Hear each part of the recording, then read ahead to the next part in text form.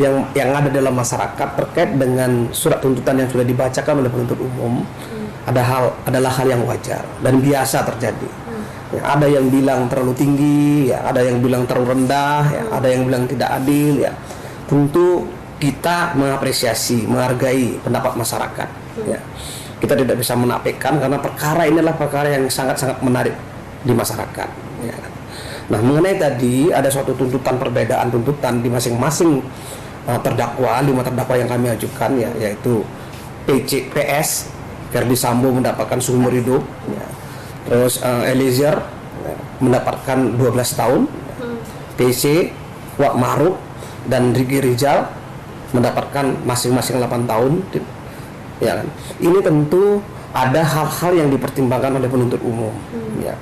Antara lain, ya, kita melihat dari sisi peran masing-masing pelaku, mensrianya, ya kan, sehingga kami membagi 3 klaster. Ya.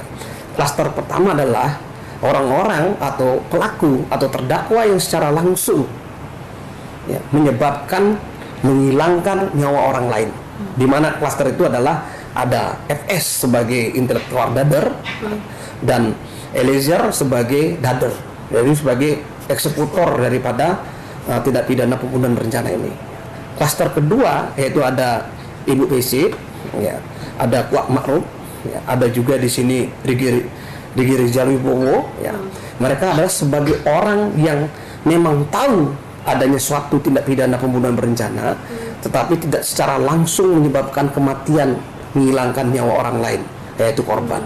Ya. Ini klaster yang kedua. Ya, sehingga dari dua masing-masing peran ini adalah berbeda kita melakukan suatu tuntutan. Klaster yang ketiga adalah pasca terjadinya suatu pembunuhan, yaitu orang-orang yang melakukan tindak pidana obstruction of justice di luar daripada pasal 340, ya, yaitu pasal 55 ayat 1 ke 1 yang kita dakwakan, gitu loh. Masing-masing ini tidak bisa disamakan, ya kan. Kalau orang secara tidak langsung PC misalnya yang berkembang di masyarakat, nggak bisa kita samakan dengan perbuatannya FS, tidak bisa kita samakan dengan perbuatannya Eliezer. Nah, inilah yang dinilai oleh penuntut umum, kemudian penuntut umum menyampaikan kepada pimpinan, pimpinan tentunya menyetujui apa yang disampaikan oleh teman-teman penuntut umum.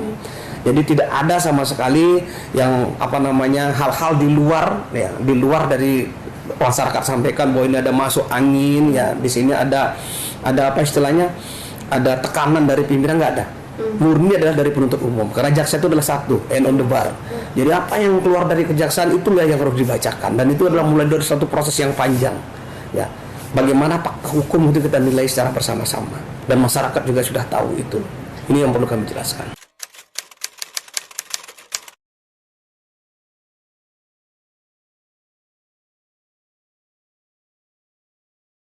Ketiga orang ini kenapa mendapatkan tuntutan yang sama menurut penilaian kami penuntut umum, ya kan, gitu ya. Karena mereka 3 orang ini adalah jadi rumpun klaster yang kedua. Jadi orang-orang yang tidak secara langsung menyebabkan kematian orang, ya kan, tidak menghilangkan nyawa orang lain. Tapi rumpun pertama menjadi sempurna satu tindak pidana pembunuhan berencana itu adalah karena mereka yang menyuruh melakukan dan dieksekusi, ya, sehingga menyebabkan hilangnya nyawa orang lain. Ini yang sangat membedakan, ya. Nah, rumpun yang kedua ini mereka tidak berbuat untuk melakukan satu tindak pidana secara langsung, tetapi dia mengetahui satu tindak pidana dan mengetahui suatu proses perencanaan, tapi tidak berbuat apa-apa untuk menghentikan, apalagi tidak menghalangi atau memberikan saran agar tindak pidana itu terjadi. Seperti itu.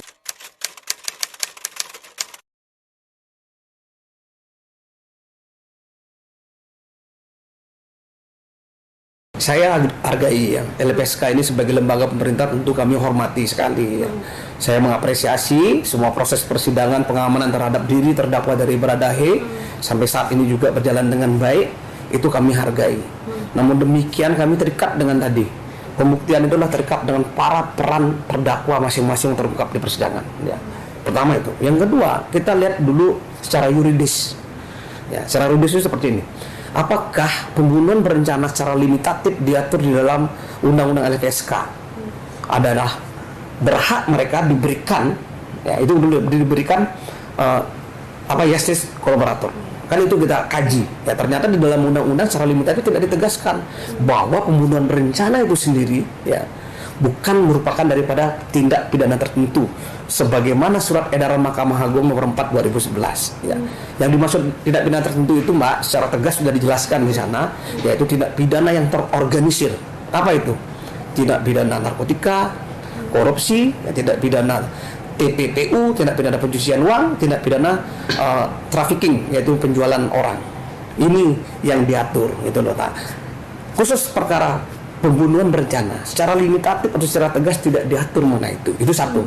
Yang kedua yang menjadi pertimbangan yang paling terpenting di sini adalah saya sudah sebutkan di awal bahwa mereka termasuk klaster pertama, yaitu klaster pelaku utama dalam suatu tindak pidana. Ini jelas secara undang-undang tidak dibenarkan. Namun demikian, nah ini loh, rekomendasi ini kami hargai dan kami akomodir dalam surat tuntutan, sehingga Baradae ini mendapatkan keringanan hukuman daripada pelaku utama, yaitu Ferdy Sambo. Nah itu loh, sehingga sangat jauh jaraknya. Ferdy Sambo kita berikan tuntutan umur hidup, sedangkan Baradae di sini kita berikan tuntutan 12 tahun. Nah itu sudah hal yang meringankan. Kenapa? Karena termasuk saksi yang kooperatif, saksi yang membuka, saksi yang berkata jujur kita anggap dalam satu persidangan dan konsisten memberikan persidangan. Kalau seandainya dia tidak melakukan itu, kita samakan mungkin tuntutannya dengan Ferdy Sambo itu dong. Nah, jadi selama ini yang berkembang di masyarakat bahwa mereka ini bisa tidak dipertanggungjawabkan secara pidana. Nah itu ada di dalam satu tindak pidana pasal 44 sampai pasal 52 KUHP. Itu berbeda sekali dengan JC. Berbeda sekali. Karena pertanggungjawaban pidana pasal 44 sampai pasal 52 KUHP itu adalah itu menghilangkan pidana dan tidak harus di pengadilan.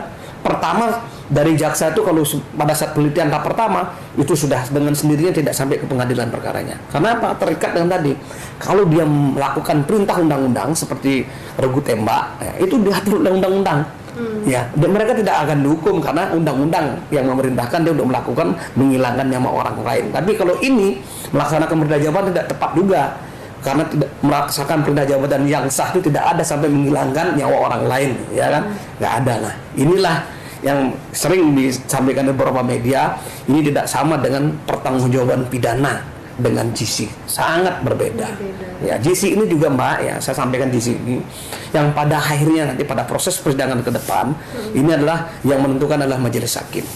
Yang kami hanya merekomendasikan, apakah rekomendasi kami itu berupa terdakwa yang bekerja sama dan kooperatif memberikan keterangan secara jujur, ya kan? Itu apa sampai di sana atau nanti diberikan JC khusus sehingga dia diberikan hukuman lebih ringan daripada terdakwa yang lain. Ini proses masih panjang, masyarakat harus menunggu ini seperti itu.